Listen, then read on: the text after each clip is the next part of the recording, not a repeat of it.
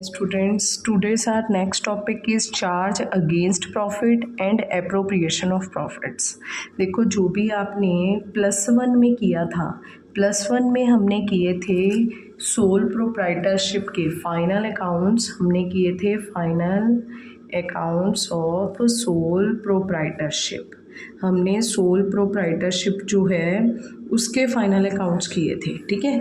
तो जो sole proprietorship के फाइनल अकाउंट्स हैं उसमें आपने सिर्फ एक ट्रेडिंग अकाउंट बनाया, P&L अकाउंट बनाया और बैलेंस शीट बनाई थी, ठीक है। और इसमें अब आप +1 में तो आपने सोल प्रोप्राइटरशिप की थी, अब +2 में आप कर रहे हो पार्टनरशिप अकाउंट्स, ठीक है। जो यहाँ पे पार्टनरशिप अकाउंट्स हैं इसमें हमारा ट्रेडिंग अकाउंट तो बनेगा ही, P&L अकाउंट तो बनेगा ही। P&L के बाद एक नया अकाउंट बनेगा जिसको हम बोलते हैं P&L एप्रोप्रिएशन अकाउंट, ठीक है। अब देखो इस अकाउंट में और इस अकाउंट में डिफरेंस क्या है। जो ट्रेडिंग अकाउंट है +1 में हमने ट्रेडिंग अकाउंट बनाया, इसमें नॉमिनल्स के रूल्स लगते थे। नॉमिनल के रूल्स क्या थे?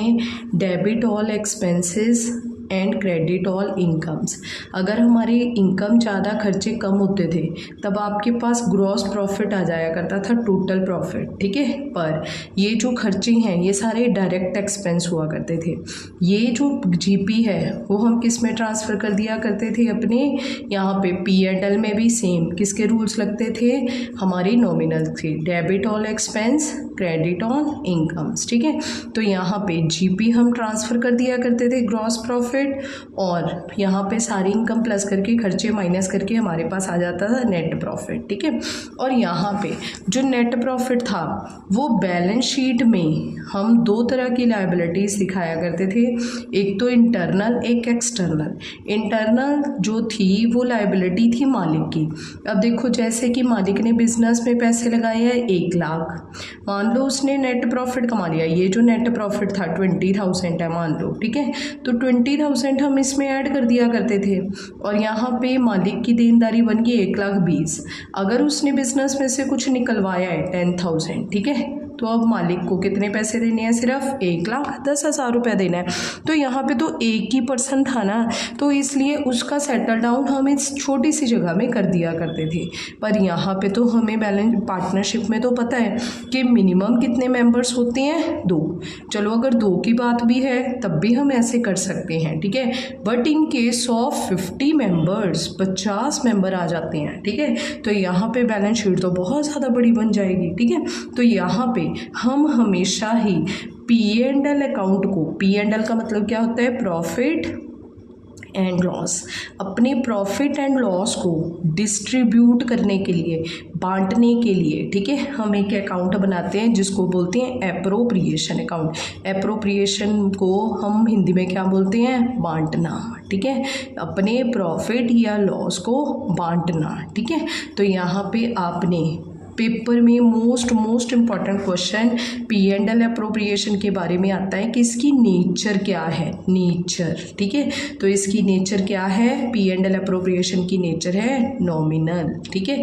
इसमें नॉमिनल के रूल्स लगते हैं। ये P&L की एक्सटेंशन है। याद करो +1 में मैंने आपको बताया था ट्रेडिंग एंड P&L एक बराबर बनता है, एक जैसे, मतलब ऊपर जीपी दिखा के हम नीचे हम P&L के लिए अलग से अकाउंट नहीं बनाते, जैसे मैंने यहाँ बनाया है इसी में ही दिखाते हैं। इसी तरह से जब हम पार्टनरशिप अकाउंट बनाते हैं ना तो P&L एंड P&L एप्रोप्रिएशन इकट्ठा ही बनता है। P&L की से एक्सटेंशन बोलते हैं। ये क्वेश्चन भी पेपर में आया हुआ है कि P&L की एक्सटेंशन कौन सा अकाउंट है, तो आपने बोलना है P&L एप्रोप्रिएशन अकाउंट है, ठीक है। तो और इसकी नेचर भी, नेचर तो पता नहीं कितनी बार पेपर में आ लिया है, ठीक है। तो ये P&L जो है ये सिर्फ किस केस में बनेगा? ना कंपनीज अकाउंट में बनता, ना सोल प्रोप्राइटरशिप में बनता, सिर्फ पार्टनरशिप में ही बनता है। क्योंकि पार्टनरशिप में हमें प्रॉफिट या लॉस को मालिकों को, पार्टनर्स को क्या करना पड़ता है? बांटना पड़ता है, ठीक है। तो अब देखो यहाँ पे हमारा टॉपिक क्या है आज का? Charge against profit. Charge against profit का मतलब वो खर्चे जो आपने देने ही देने हैं, चाहे आपके बिजनेस को प्रॉफिट हो रहा है चाहे नहीं हो रहा। ठीक है, ये हम +1 में ऑलरेडी कर चुके हैं। सारे खर्चे ही, जितने भी हमारे P&L के खर्चे होते हैं ना, आपने +1 में किए थे, वो सारे ही चार्ज हैं, सारे ही। ठीक है, अब मैं आपको एक एग्जांपल देती हूँ। जैसे कि मान लो सैलरी हम इसमें दिखाया करते थे, वेजेस हम ऊपर दिखाया करते थे। ठीक है, तो यहाँ पे जो सैलरी है ये अकेली सैलरी लिखा है सैलरी, तो ये कौन सी सैलरी है? ये एम्प्लॉयज़ सैलरी है। हम अपने किसको दे रही हैं? जो हमारे पास एम्प्लॉय काम कर रहे हैं। ठीक है, तो ये पार्टनर्स की सैलरी नहीं होती, P&L में एम्प्लॉयज़ की सैलरी होती है।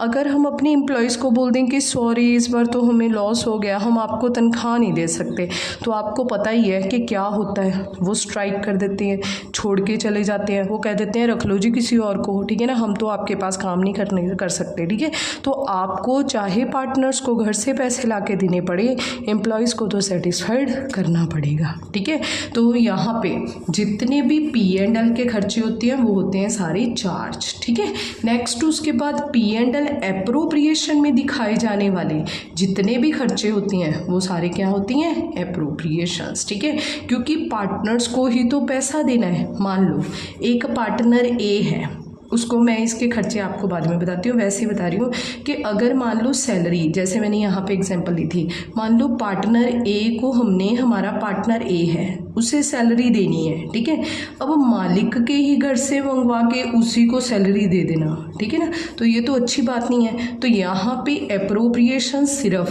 तब दी जाएंगी, ठीक है ना, जब आपको प्रॉफिट होगा। इन केस ऑफ लॉस आप एप्रोप्रिएशंस नहीं देते। ठीक है, ये मैंने आपको थोड़ा सा मोटा मोटा बताया, बाकी हम पढ़ेंगे साइड बाय साइड, सबको सीख लेंगे। ठीक है, देखो charge against profit means that it is an expense for firm is paid whether the firm earn profit और इंकर लॉस। चाहे उसे प्रॉफिट हो रहा है तो बहुत बढ़िया बात है, खुशी खुशी दे देगी, पर अगर फर्म को लॉस हो रहा है फिर भी मजबूरी में देना ही देना पड़ेगा, पार्टनर घर से लेके आएंगे पैसा। ठीक है, अब देखो एक खुशी की बात ये है कि हमारे सिलेबस में जैसे हमने +1 में एक लंबा चौड़ा P&L अकाउंट बनाया था जिसमें पता ही नहीं कितने ज़्यादा खर्चे डाले थे। ठीक है, तो +1 में, +2 में ऐसा नहीं है।